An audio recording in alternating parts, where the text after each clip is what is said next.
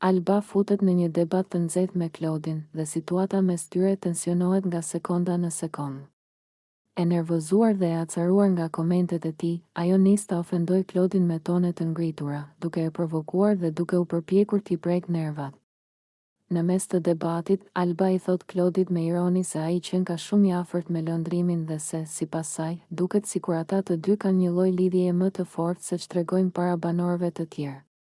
Ajo e përdor këtë si mënyrë për ta goditur emocionalisht gjatë debatit, duke pretenduar se Klodi dhe lëndrimi mbajnë diçka të fshehtë dhe nuk duan ta pranojnë hapur. Alba e thot këtë me një qëndrim provokues. Thjesht për të ndezur më shumë situatën dhe për ta vënë Klodin në siklet, Klodit i ngrihet menjëherë toni dhe ai e kundërshton Albën, duke i thënë se ajo po shpik gjëra vetëm për ta provokuar dhe për të krijuar dramë të panevojshme brenda shtëpisë.